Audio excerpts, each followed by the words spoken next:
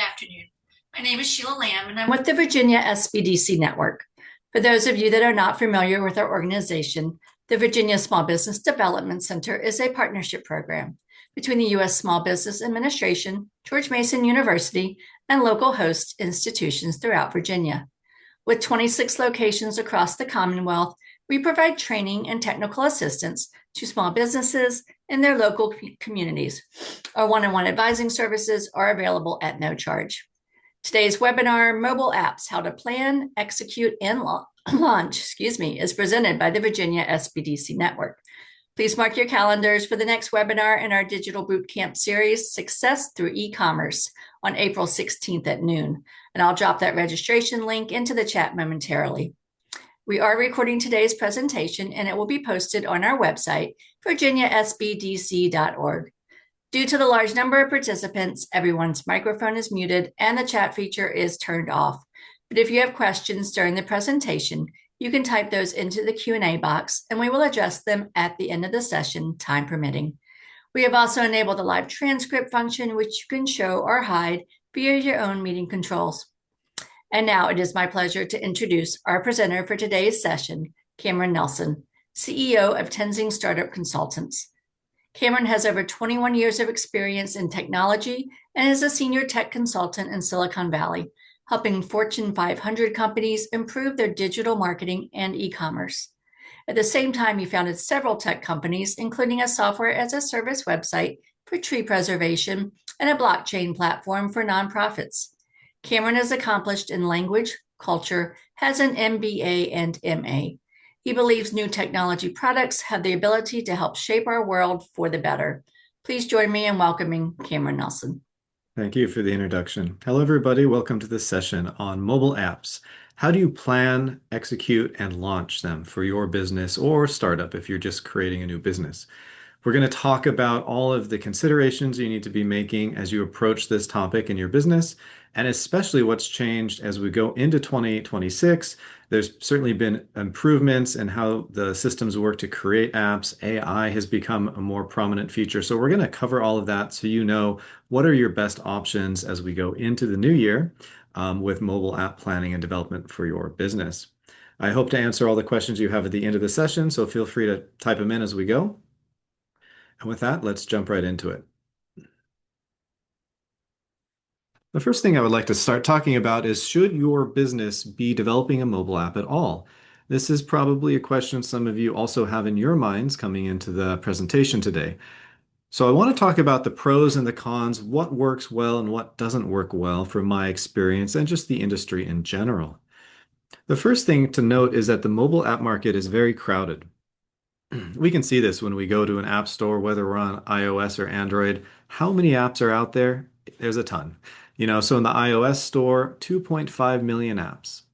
And then total they generated in 2024, 105 billion in sales.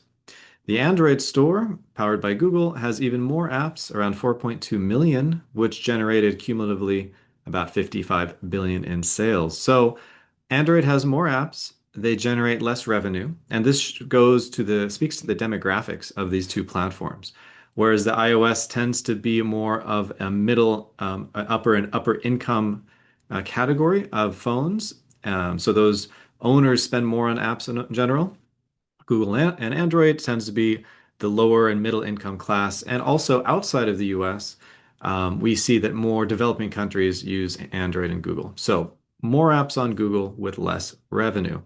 It just gives you some idea of where you might want to be launching your app and which store. If your target market is mainly in those higher income demographics or skewed more in the US, then iOS and Apple could be a good choice. Whereas if your products are mainly sold to those other demographics or even outside of the US and developing countries, then Android and Google has more apps and more presence there. But the total app economy is over $1.1 trillion, which includes everything from the in-app purchases we make, the advertisement banners, and other forms of revenue being generated by the owners of these apps. So what are some of the advantages of creating a mobile app for your business or your startup? Well, as I mentioned, AI is changing the way that you go about this now. And so AI can reduce the design costs by auto-generating screen mockups, wireframes, and we're getting to the point where AI is even generating the code to write your app kind of from start to finish. I say we're starting to see that because it's not perfect yet as of this month, but I suspect in 6 months or 12 months, most of us will be able to create an app just using AI. Second advantage is the app provides an opportunity for quick engagement with your customers. We've all seen the little feedback buttons in apps we use or sending a message to the app creators. So you can be getting feedback on how well your app is working and therefore understand how to generate more revenue and profit with your app very, very quickly. Within a second, you can be receiving a chat notification and have that good interaction. Thirdly, is that the AI tools can help you validate your ideas. You can analyze customer behavior and trends, industry data. I think probably most of us have already used AI for things like research, analysis. Well, it can help you research for your app. And in years past, 2 years ago and older, you would have had to hire a specialty design and development firm with several people who had high educations and deep experience in this, and they would have cost a lot of money to do this research and help you design an app. So AI really does simplify that, streamline it, and make it much, much more affordable. There are lots of ways to create mobile apps, and I'm going to be talking about the main ones you should be considering here, but you're not limited to just one ecosystem. As we see, iOS and Android are the two main ecosystems. You can also develop your app in different ways, and we'll talk about the pros and cons of those. So overall, an app for your business has a high profit potential versus a business model that just has maybe a brick and mortar store. You can think of a lot of legacy businesses that have a lot of expenses. They have rent, utilities, taxes, lots and lots of things. Apps, they do have fees, and we'll talk about those, but in general, you have more profit potential, higher profit margins with an app. So, what are some of the cautions? Well, apps can be very complex to think about designing, to get them right, to develop them, to fix the bugs. So, understanding how much time that's going to take is something to go in with your eyes open to and be aware of the time requirements. Second caution is that unexpected issues can come up for first-time app creators. I would imagine most people in the meeting today are first-time app creators. And some of you might have already made an app or hire somebody to make an app for you. And that's great too. But most of us are first time, and there's a lot of unknowns. So I'll be helping to reveal some of those unknowns today, but just something to be aware of. There will always be unexpected things for a first-time app creator. Thirdly, is if your app fails to come up with a new or innovative solution to the problem you're solving. Think about the top 3 apps you use on your phone. For some of us, that might be Uber, solves the problem of getting rides. It might be Airbnb, solves the problem of finding vacation rentals. Whatever apps you use the most, they're solving a problem. So when you go to develop your app, and of course it won't be as big of a problem as Uber or Airbnb or something, but it is solving a problem. And ask yourself, what problem am I solving? What else is out there that already does this? And this is, of course, similar to creating any new business. You need to look at your competition. But with an app, it's even more important because it's so easy for a target user to just pick one of your competitors, unless there's something new and innovative with what you're doing. So be sure you know what that is before you spend time and money making the app. Next is that if you go into building an app without having sufficient funds to finish it, and as I mentioned, unexpected things can come up. And if this happens, it will take longer to develop the app because you'll be making changes or adding new features. And the longer it takes, the more time you're paying developers, so the more money. So as a ballpark, if you have a quote for an app, I would at least budget 10% over to begin with. And if you don't have that buffer of 10%, you might just want to wait until you really are financially ready to both pay for the app you've envisioned, but also pay for 10% more to finish the app in the way it needs to be finished, based on feedback you get from users and beta testers along the way. And the last big caution is hiring the wrong development team to help you complete your vision. A lot of entrepreneurs are passionate, they know what they want the app to do, but they struggle to find a good development team that fits their budget and their priorities and also helps give them realistic feedback to make the app better. So there's some good advantages and some cautions, and we'll be walking through more of these in the slides to come. But first, I want to talk a little bit more, focus on AI. So in 2025, we saw AI explode through a lot of different areas on the internet and interacting with us in a lot of new ways. AI like ChatGPT or Gemini or Perplexity or Grok. I mean, there's already 6 or 10 big AI platforms out there run by different companies. Many of them will do the same thing. They'll let you brainstorm app ideas. You can then market and optimize your app faster to get it launched. So I'm going to talk about the 4 main AIs that are most useful for app kind of brainstorming, design, and development now. And keep in mind, in 6 or 12 months, I imagine there'll be some new players here, but currently this is where it stands. We have ChatGPT, which is just a great all-around AI. It'll help you generate your app copy, which is obviously the text in your app that your viewers are going to be looking at. It's great for helping you develop FAQs to go in your app, embed a chatbot in your app for customer service interactions. The pro with ChatGPT is it's usually ranked the highest in just natural language. So you can just type what you want it to research or help you figure out, and it'll do that. The cons here are that the free plan will run into usage limits each month, so you might need to pay for a $20 a month plan to actually get enough usage out of it to help you make the app you want. And when I say help you make the app, these are not currently able to code an app from start to finish. They can do bits and pieces, but for most of us, that's not going to help because we would still need to be a professional developer to piece those things together. So it'll help you design and brainstorm. These will not help you code from start to finish currently in this month. The next one up is Gemini. This is Google's AI. It's also excellent at writing copy for your app, your text. Yeah, it's good for doing analytics and analysis. It integrates with what's called an Android Firebase, which is a suite of data collection and analytic tools, which gives you really useful information about who's using your app, what they're doing in your app, what pages they go to, etc. So the biggest pro with Gemini is that it's already integrated into Google's ecosystem. And in fact, just last week they announced Gemini is being integrated into Google Maps. And I haven't tried this myself yet, but they say it's the biggest change in Google Maps for 10 years. So Gemini is going everywhere that has to do with Google, including helping you write apps for the Google Play Store.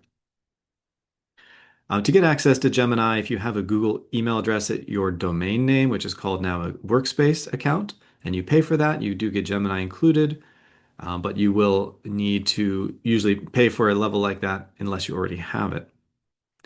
Third one is Claude, run by the company Anthropic.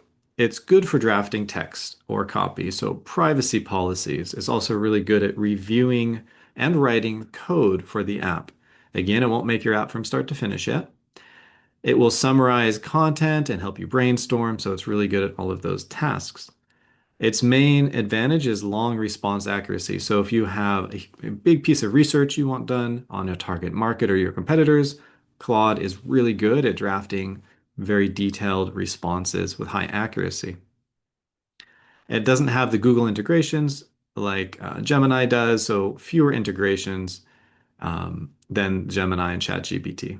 And the last one is Adalo AI, and it does bill itself as a way to build your app all in AI without having to code anything. So the pro here is that you have no coding, and you can obviously deploy your app quickly. Within hours, it can write code. Now, from my tests and other people who've tested it, it can't write a big app yet. It can write a super simple app, yes, but even then it might make mistakes. So there's a lot of risk in using this right now. This is a better tool for developers to use to help them write apps than a person like a business owner currently. But it's going the direction where pretty soon, at least by the end of this year, it'll probably write apps pretty well on its own. So these are the 4 main AIs and how you can use them to help along your app journey.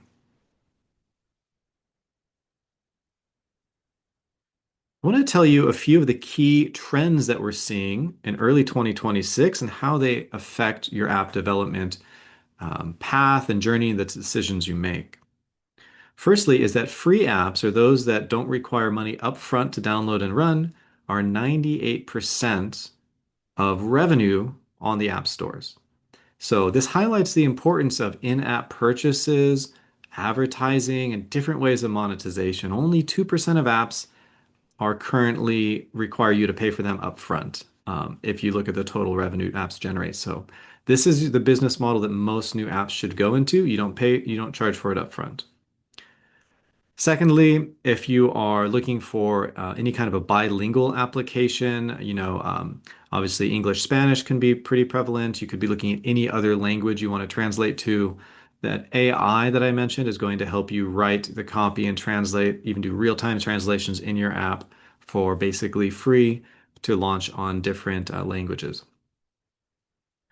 AI-driven personalization. So here I mentioned Texas is an example. Of course, this is equivalent in Virginia. So if you have data on your target users, maybe you're using the Google Firebase data collection I mentioned a few slides ago, you'll be able to understand what profession your users are in, what location they're in, lots of other data. And AI can actually customize the app experience based on the demographics that you see your users are coming from. Nextly is that revenue models are emerging that factor in things like microtransactions and subscriptions. And these are very popular ways to monetize an app. So you need to think about, what is your business selling? What are your goods and services? How can you monetize them? If a mic, say you're selling digital artwork, music, or videos, you might have a microtransaction system that works well. You could say, 50 cents to unlock this content. And these can be these little microtransactions that can really add up.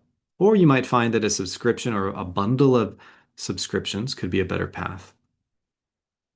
And lastly, if you're in any state in the US, AI can help you forecast things like supply and demand if you have a supply chain, and help your app be more efficient in reporting data to you and helping you reorder necessary supplies for your goods and services.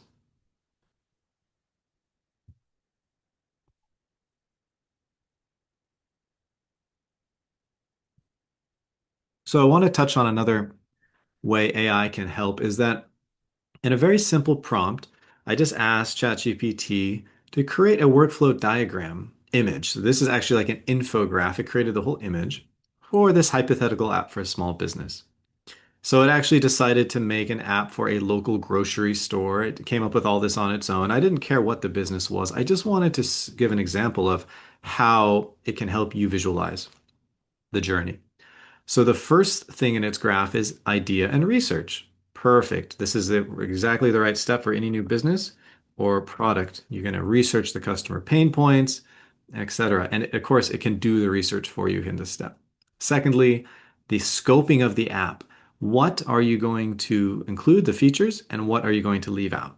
Kind of coming up with that minimum viable product of what your app should be like.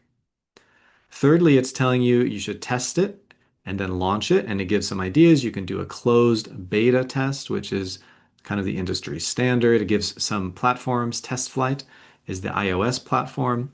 Play Beta is a beta test platform that Google offers. Next is the maintenance and the growth. You should now grow the app users by adding loyalty rewards, push notifications, etc. And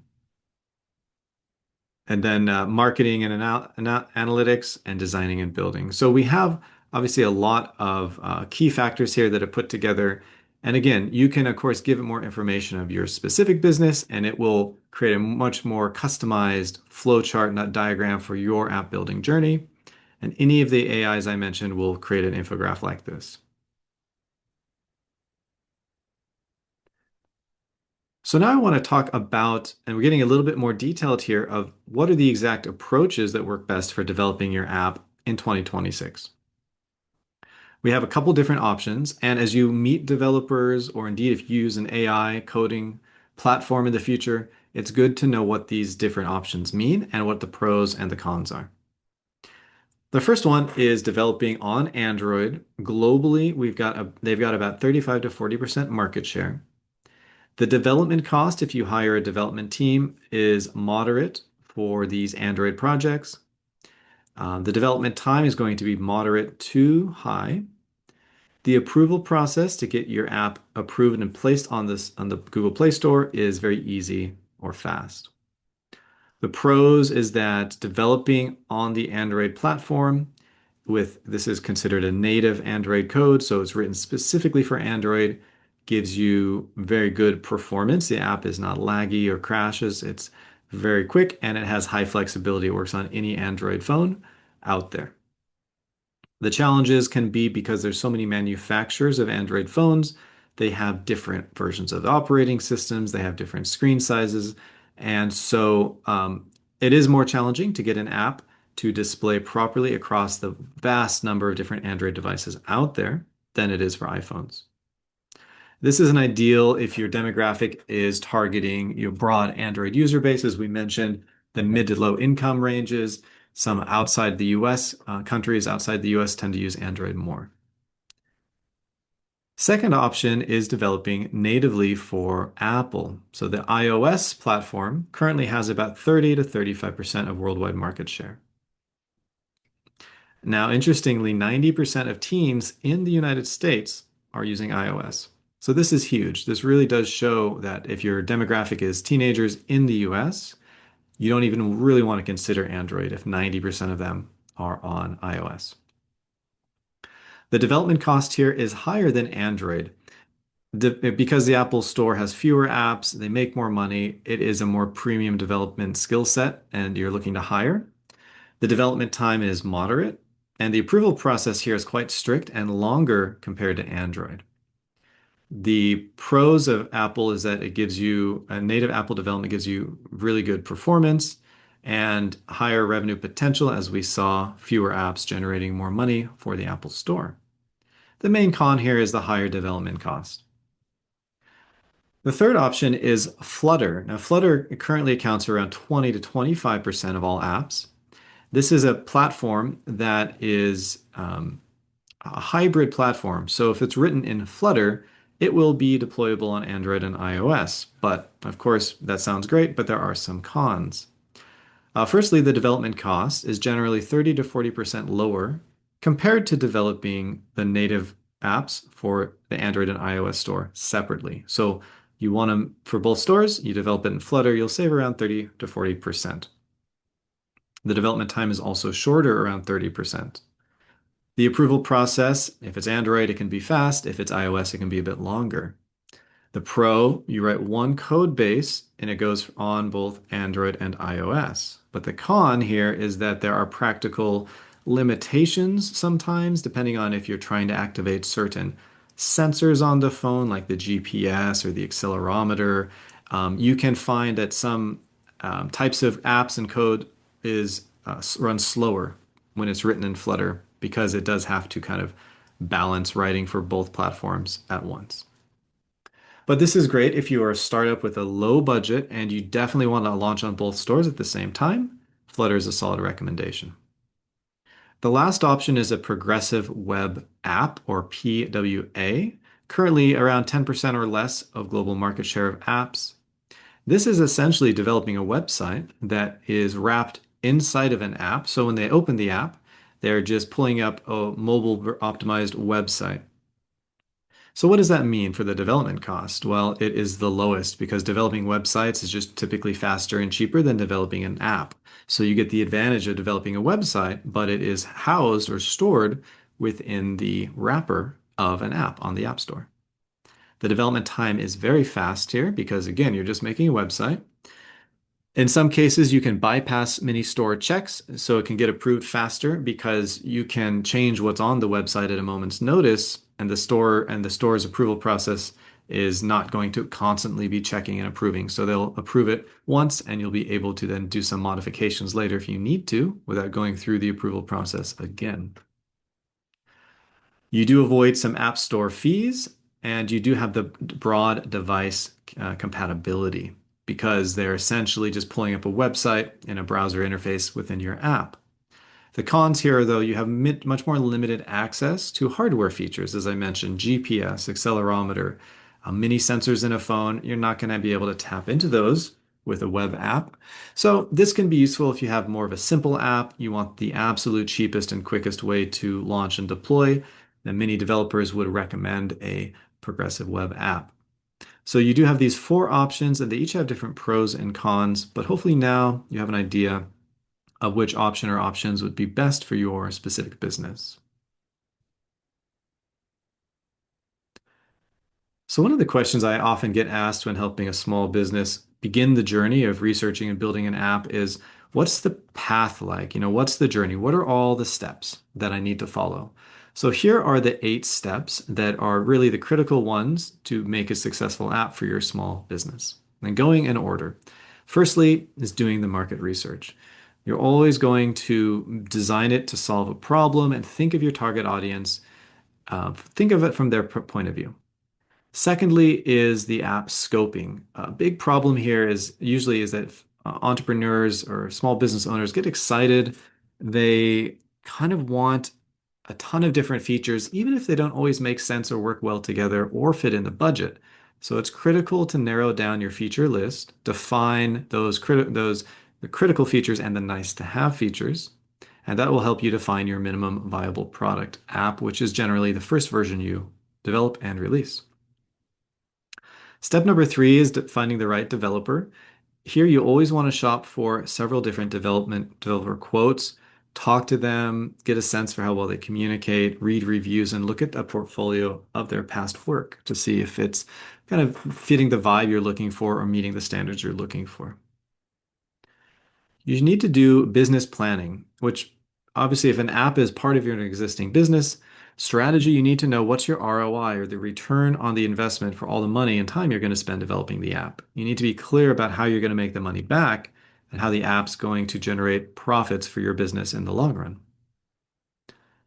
Step number 5 is your marketing approach. Here you'll do things like build buyer personas or user personas, determine the customer's needs and the wants, and actually start building a marketing message to communicate how your app solves their problems. And AI can be a great tool here. It can help you do a lot of the research.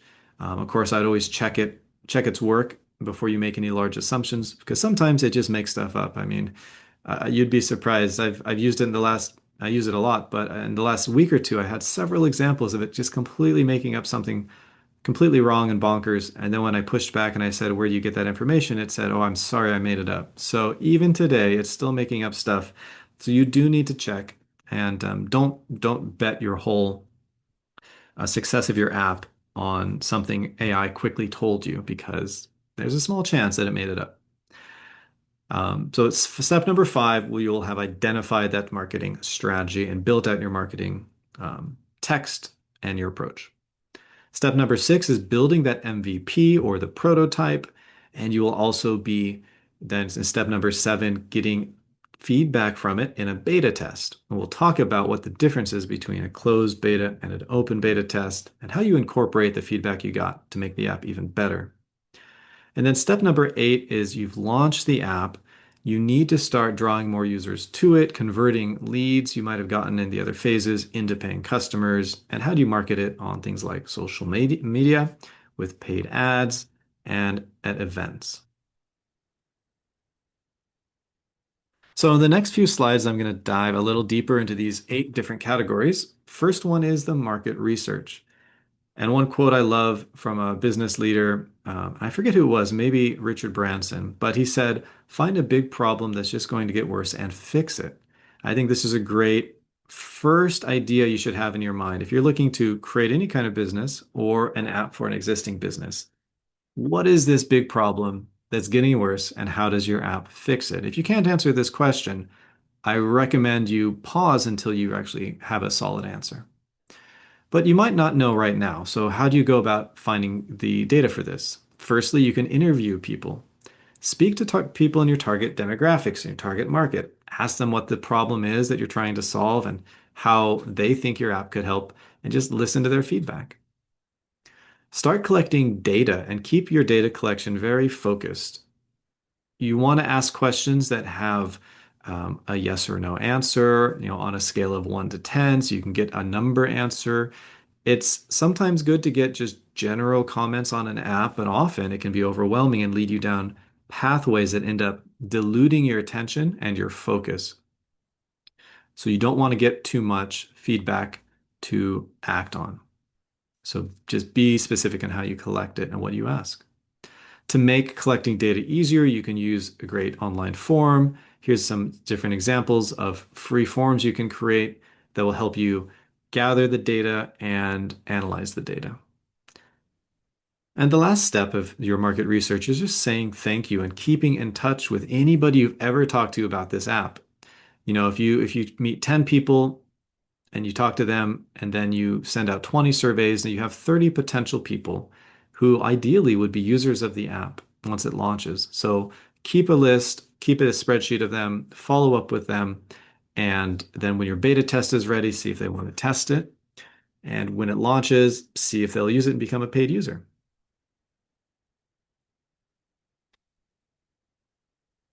So one concept that's been very important in Silicon Valley and the rise of tech companies is the minimum viable product. So what is the MVP? Well, if you look at the examples of the pyramids on the left, you'll see an MVP is not the black bar at the bottom of functional. If you think of an app, it needs to contain these elements of emotional design, it's usable, it's reliable, and functional. You can't make an MVP that just gives you a little bit of the functionality without having the elements of the other three, because it just wouldn't work. So what an MVP is, it takes a smaller slice of each of the elements that makes a successful app. So you get the benefit of getting your app out there without investing all the time and the money into building 100% of each of these areas. It gives you the advantage of early testing, gathering the feedback, quickly validating in the market if the approach to solving the problem you thought of is even going to work at all. And of course, this leads to less time and money developing an app, or at least proving out an app theory that you have. Another good illustration is this. So let's say you're an entrepreneur and you want to end up building an automobile, a car. So you don't want to start with a wheel and then connecting it with another wheel and then building a skateboard, half a car, and then a full car. All right, let's reimagine that journey. This is how you build a minimum viable product. You're going to start with the most basic form of transportation. So the problem you're solving, what does a car do? It moves people around. So your first iteration would be the skateboard, and then a scooter, a bicycle, a motorcycle, then a car. And you can see how this solves the problem at a basic level, even from the first iteration. And this is also what your app needs to be doing. Because in the top example, pretty much every one of those is a useless product until you get to the car, with maybe the exception of the skateboard in the middle. But in the bottom example, the product is solving the problem from day one. And you'll be making revenue and profit from that journey, which will help support you getting to that final product, which is the automobile. So keep this in mind as you think about how your app MVP should be developed and what features it should have.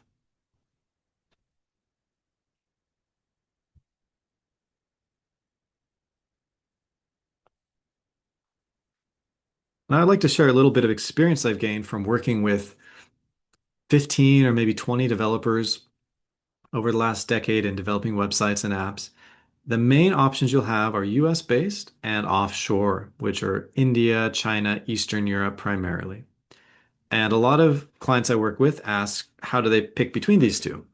So when it comes to the quality of the final app product, they're pretty much the same because an app is very much writing computer code, and people in India and China and Europe can do that just as well as developers here in the US. So the final quality is going to be the same. When it comes to communication with your development team, it's almost always a little superior in the US because same time zone, same native language, same cultural understanding, which is it's a big one. India has an advantage of they're also native English speakers, but culturally and time zone is different. So you will find instances where communication isn't as easy. The time to develop an app is about the same between US and offshore. The cost with a US-based developer, and this is one of the most common questions I get is how much does it cost to make my app? A lot of that depends on how complex your app is, but the cost of a US developer is usually 3 or 4 times that of an offshore developer. So an app that would be a $10,000 app in the US With the Indian developers I work with, sometimes it's $2,500 or $3,000. So it is a big cost savings, usually going offshore, which some people will find makes up for the hiccups in communication that can occur occasionally. And do the developers have a long-term commitment to supporting you and supporting the app after it launches? The answer is yes. In both of these cases, all the developers I've ever worked with are very eager to keep a client that they can help you fix bugs or make updates and improvements month over month and year after year. So it does come down to what's your budget and what's your communication preferences, but these are the pros and the cons of the two main options. And of course, with any of these, I recommend you get two or three different price quotes from developers before you make your final decision.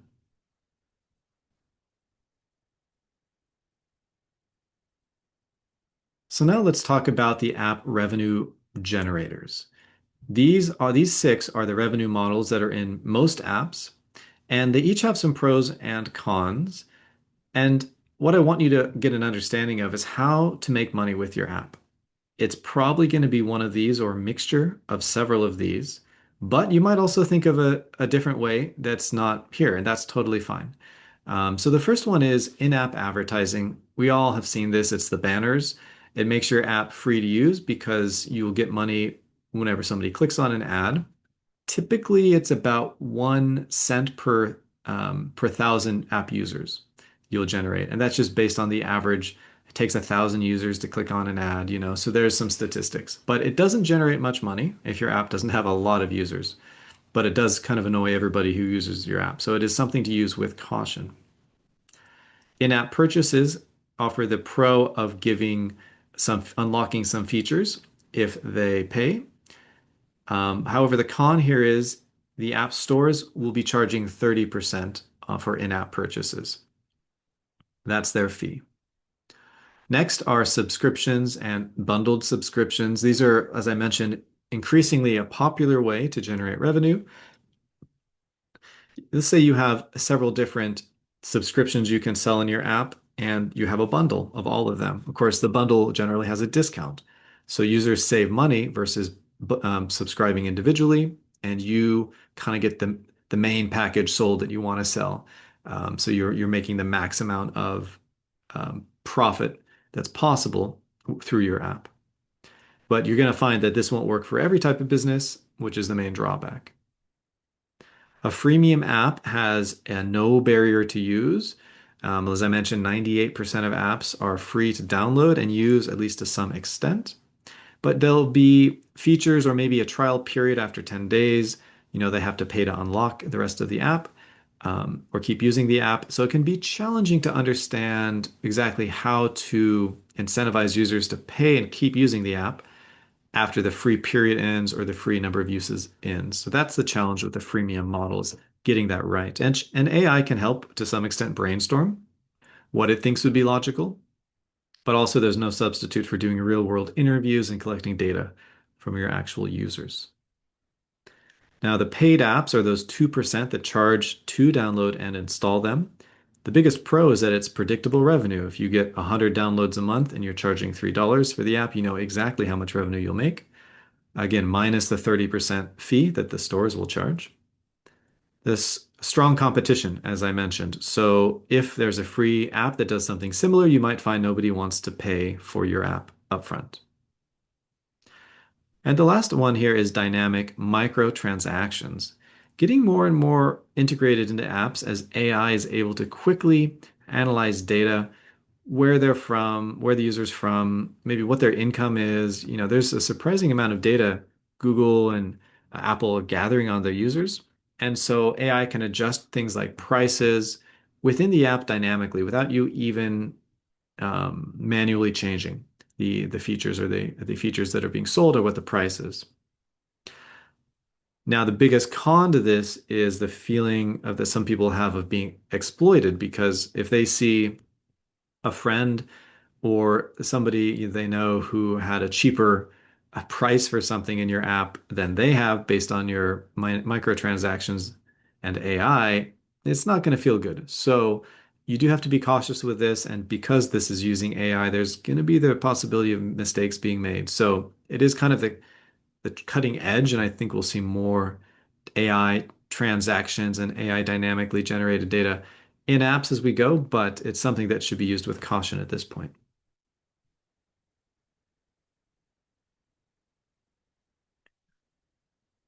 So now that you've done those previous steps, it's time to understand where do you market your app and what's your strategy going to be like for getting your target users onto your app. And this is where a lot of entrepreneurs hit a wall because they're not marketing experts, and that's completely fine. Not many of us are.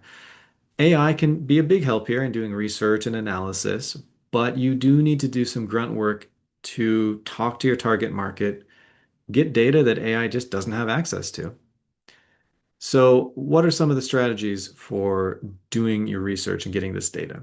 Number one is identify your target customers. Who are they? What are their personas? How can you generalize them? And think about where are they looking for their information. This can be useful when you comes to placing your ads to know where they're looking and you can place your ads there.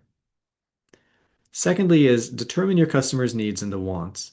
You can start with AI and doing research. You should also talk to them and just get their feedback, collect the data and formulate your marketing message based on the things you hear. Number three is build your strategy to reach your target market. I do think AI is pretty good at building marketing strategies, especially if let's say you do a survey and do some interviews and you have 20 pieces of data. Now, this is unique data to you've gathered, so it's not something that's already on the internet that AI just intrinsically knows. You can give it your data, upload an Excel sheet or any other format, and tell the AI, here's the data, do your own research, and help me build this marketing strategy. Now, that's actually a really good way to use AI nowadays. You're feeding it unique proprietary data you have gathered, and you're going to get a much better result doing it this way than just relying on the generalizations that AI knows about your target market based on what is said online. A few other strategies for marketing, and these are a bit more advanced. You might not do them right at the beginning. First one here is the App Store optimization. Think of this as your SEO or your search engine optimization, but for the listing on the App Store. The keywords you use, the text in your header, even what types of images you use in your App Store placement for the app can be a big driver of who downloads it and how successful it is. Secondly, think about influencer marketing. How can an influencer in your industry perhaps talk about your app, review your app, or promote your app? And lastly, marketing online can be a slog when it comes to making updates on things like social media platforms. So if you're able to get user-generated content to people interacting with your app and using it in some way, if they share their experiences with it, you can use this in your marketing material to really help accelerate and make that marketing you have of a higher quality.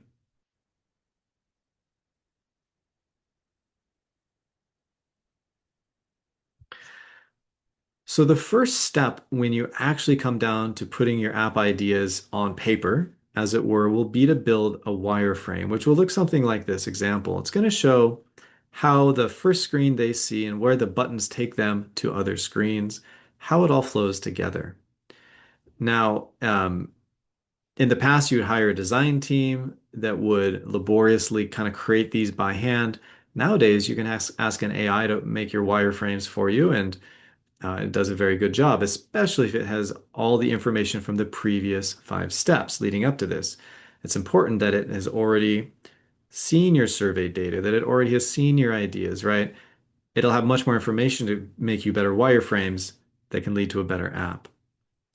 And it's always good at this point to also incorporate user feedback. You can use a platform like Figma, I list over on the right, to both create wireframes and also be a place for your users to give you feedback. And these users can be friends, family, uh, potential customers you don't know that well, but anybody you want to can give you feedback on the wireframes. You can also, if you want to do set up something on Slack or Discord, if your product or service is in a certain industry where it's discussed on these platforms, you can say, hey, I'm making this app. Would you please give me some feedback? Here's some designs and here's some wireframes.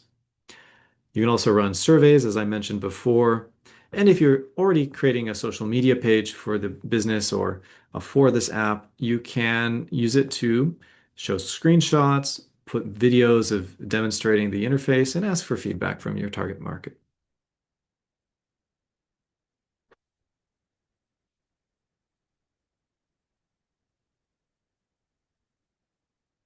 And I've already talked quite a bit about the importance of getting feedback to make the app of a higher quality. And feedback is really to prove or disprove your initial assumptions of the apps, what it should function like, what the features should be like. There's going to be dozens, if not hundreds, of small design choices you're going to need to make, or your designers will make for you.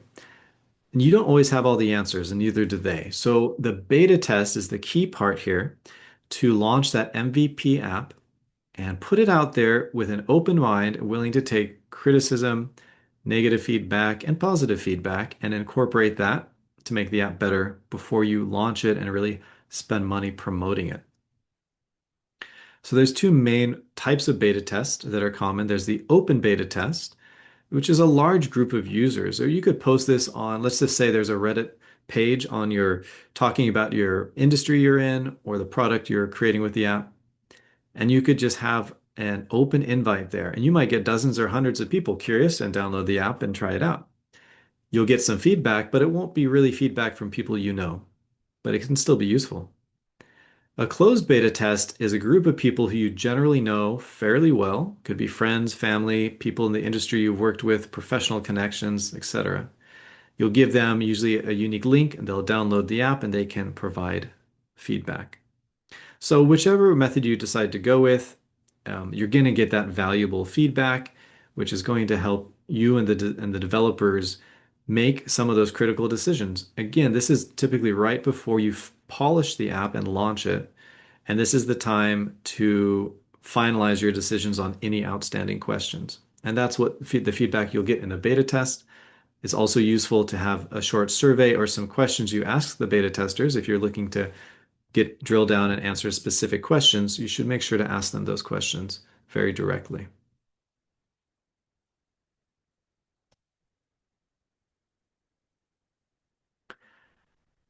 So let's say you've gone through all those steps, and if you're lucky, the journey's taken you a couple of months, maybe 2 or 3 months. Sometimes it's longer, there's things that can make that process take longer. But you're ready to promote the app. You have version 1. It's polished, it's beautiful, it works pretty flawlessly, it has most of the features you wanted, you're happy with it. But now you need to get it in front of all of the target users you've identified. So one tip here is that you're going to want a website for the app. If you have a business website already and you want to just make a page that describes the app and has a link to download the app, that's usually okay. But if you don't have any website in existence at this point, you probably want to create one. It'll help give your app more legitimacy. And if you're serious about making this app successful, people are going to look at the website and want to see, some more details about it. What's the team behind it like? Do they seem reliable? People don't want to download and install apps that seem risky or unreliable or that might disappear in a few months. So that website is really important to give the legitimacy. The next way to promote your app is on social media. Any social media platform where your target market is, and you've hopefully identified that in the marketing research steps. Having a presence there will help. So you can be posting updates in the form of text, but even better would be some images. And better than that, even are videos. So if you had, let's say, two 30-second videos you made of using your app and you posted those, 2 videos a week would be a great place to start. People like watching those short videos and they can follow you and get more information about the app. And of course, you'll have links to download it there. The third promotion tactic is in the realm of public relations. So think about inviting your professional contacts to kind of a kickoff or launch party, something like that. It can be virtual, it could be in person. I've seen in-person events, especially before the pandemic, that were successful. It's a good time to have influencers or even local media. It's the time to announce your app to the world, and you can kind of have a celebration around it. And lastly is using AI tools. So we talked about the App Store optimization, the text that describes your app on the iOS and Google stores. AI will be more than happy to write a good draft of that text. Again, if it knows everything up to this point of your app and target market and the data you've gathered, it's going to do a pretty good job here. You can write localized ad copy targeting certain areas. This example is just, a specific example in Texas. Of course, if you're in Richmond or Alexandria, you can have local ad copy written for any market where you want your app to be promoted in. So it really comes across as a personalized and customized experience. And AI platforms will help you adjust your ad budget and help you retarget your ad to different demographics. All the main advertising platforms will do this. So the Apple Store, the Google Store. If you want to run ads on Facebook, Facebook will help you retarget them. So all of these platforms have their own AIs built in that offer this service. But these are the 4 key ways that'll help you successfully promote your app when you're launching it. I want to touch briefly on the topic of data security and privacy as it relates to your mobile app development, because I get asked this question quite a bit. How can you make sure you're compliant? How can you make sure the data in your app is being safe from hackers?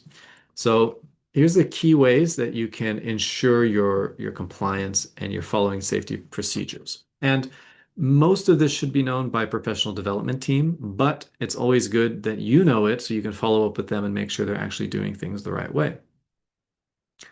Firstly, why does data security matter? Why should you even care about this? Because it builds user trust if you have a written privacy a policy about your data security and privacy. This is an important topic nowadays. We hear about data breaches all the time, and it does hurt a business's reputation. So by being transparent and public about it on your website or app, having just a page about this can build the trust. Secondly is legal repercussion. So being non-compliant with some regulations like the GDPR or CCPA, first one's for European Union, and other jurisdictions have their own type of compliance, depending on what your app is doing. So understanding what compliance you need to be in so you avoid any legal fines is important. Lastly, data breaches. The average cost of a data breach last year was $4.45 million, and these take place around the world. Small businesses are also targeted as well as mid and large businesses. So you don't want to have to, pay a ransomer to get access to your app or your data back. So there's a few key methods to be aware of to secure data. First one is encryption, ensuring that sensitive user data, like passwords they enter, personal information like an address or phone number, it's encrypted both at rest when it's entered in the app, but also in transit when they click a submit button and now it's going from the app through the internet to your database somewhere that's collecting it. The most common is an algorithm like the AES 256. This encryption can easily be built in to sensitive fields in the app by the developers. Secondly is a secure authentication. So making sure the users are not able to enter a password of simply 123 or something silly like that. Most serious apps will give a warning if you try and say, this isn't a good enough password. So you should also do that. If you want to go a step further, you can use multi-factor authentication, which is called MFA. And this will either send them a text message, which they put in the code in the app to log in, or pop up in their Authenticator app on their phone if they're using one of those. So you have a couple different MFA options here. And the last one is just minimize the amount of data you collect in the first place. Users prefer that less data collection about them. They prefer that over more. They don't like excessive data collection. Some users will not use an app if they feel like it's being too intrusive. So review what type of data you need to collect in your app instead of blanket collecting everything you possibly can. And then be transparent about that in your data collection policy and say, look, we're collecting the minimum data. We We take your privacy seriously. We're just collecting this, this, and this, and here's why we need it. So these are the three tips on how to secure the data in your app and make sure you've got a good reputation with your target market. So with that, I thank you, and I hope this was some valuable information. I look forward to taking any of your questions you have in the time that we have remaining today. Thank you, Cameron. We do have a few questions that have come in. Let's see, back at the beginning, the first question was, do you have any experience with Zite, Z-I-T-E, AI, I guess it's Zite AI, powered no code app builder? If so, what is your impression of the tool, particularly around data security and scalability? And let me So know to if you need answer, to read that again. no, no, I got it. Okay. Yeah, to answer the question, I'm not familiar with Zeit, but it does sound familiar to the fourth option I listed there on this on the screen of the main development platforms. I'll go back to it quickly because the reality is where I mentioned Autolo here, there are lots of these. They are popping up several a month, and so Zeit is probably something similar to Autolo AI, which I was familiar with 2 months ago. There's no way to keep track of every single one. So I don't have specific feedback on that.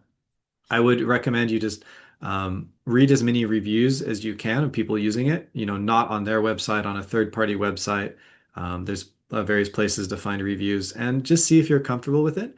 Keep in mind that a lot of these businesses will fail and go out of business, in the next 6 to 12 months or get acquired. So I wouldn't count on it being around long term if it's a brand new startup. But many of these AI platforms are. So you kind of got to go in with the expectation, well, if you have your app all built and developed here, and if they are no longer there in a year, how are you gonna to deal with that? So maybe downloading the code offline, taking some precautions like that would be a smart idea. Another question was, can this 8-step approach to building an app also be used for websites? It's similar. Yes. I mean, I also help entrepreneurs build mini websites, probably equally websites and apps. Most of these things are similar, probably when it comes to step four, the revenue planning, the revenue models. Um, Websites and apps are going to be different in how you monetize them. But as far as picking your developers, doing your market research, even doing an MVP, then yes, these steps are pretty similar with a website or an app build. And that would be a question that might be useful to discuss offline. So if you want to follow up and tell me some more information in person, there's an email address here on the screen, which is help@virginiasbdc.org. And also anybody who would like to follow up with me with a specific question about your business, if you email us here and let us know you came to my presentation, I can get the email and we can be in touch. Perfect. Jamal, yeah, if you want to reach out to Cameron, you can use the help email. Let's see, next question. How do you protect your idea? And I think you kind of touched on this, but this came in before. How do you protect your idea or mitigate risk when sourcing an offshore developer? Mhm. Yeah, I've just at the beginning of this year, I've already worked with a few startups who found offshore developers, and so I've just gone through this. First off, it's good to get a recommendation, a referral for a developer that's trustworthy, that's been used before, and I'm happy also to provide some recommendations if you're interested. You can also ask them to sign an NDA, a non-disclosure agreement. They're all completely willing to do this, and that's a legal safeguard that says your app idea is strictly yours. If you reveal it to them, they can't go make that app themselves or an app like it, right? So any developer who's trustworthy would be okay signing an NDA. So those are the two basic steps. Get a recommendation or referral, have them sign an NDA, and then you're legally protected as well as the law can protect you for an app. Great. Right now we have one more question, so I'll put out a call for any additional questions while we handle this one. What do you think of Vibe, VIBE coding for app development? Yeah, vibe coding. So that term means that you're using AI to like write some application for you, like a website or an app. But vibe coding basically, yeah, means like you let them write 99% of the code, let an AI, but then you are also a professional developer. And so you understand how to piece together the codes they give you and fix the problems because they're not perfect yet. So vibe coding is what most app and website developers have started doing because it accelerates how fast they can create stuff. But it's not super useful for an average person who doesn't understand coding because you will need to know how to find bugs and fix bugs. I think, yeah, in 6 to 12 months, anybody will use AI to write stuff from start to finish for the most part. But now vibe coding is the term when a professional developer uses it to accelerate how quickly they can write their code.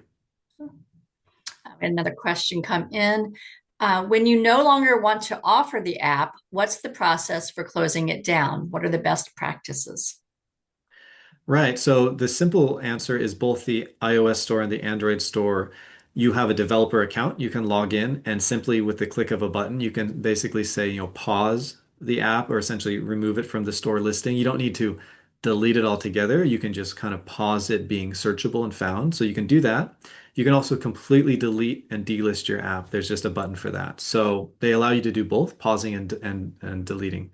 The risk is like if you have customers using it, you could anger them. If your app is relying on a web server handling a database or handling the user logins, and you stop paying for that service, then the app could not work. It could break. So you wouldn't want to put your company's reputation at risk. So the best strategy would be to communicate that if you do have to close your app as soon as you can, email the active users, explain why, maybe you issue refunds, make sure there's no unhappy people there.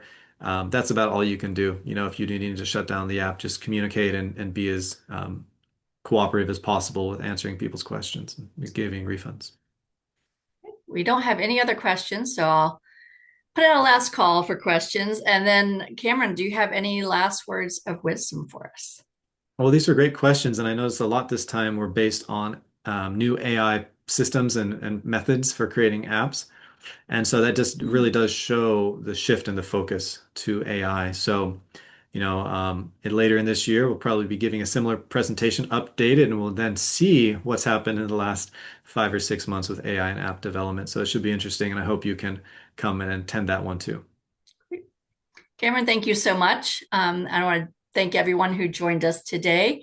And as a reminder, let you know that you're going to receive an email with a link to both the recording and to the slides.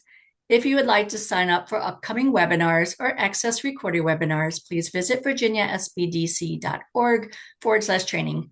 This webinar and other SBD resources are designed to be used in collaboration with your local SBDC advisors.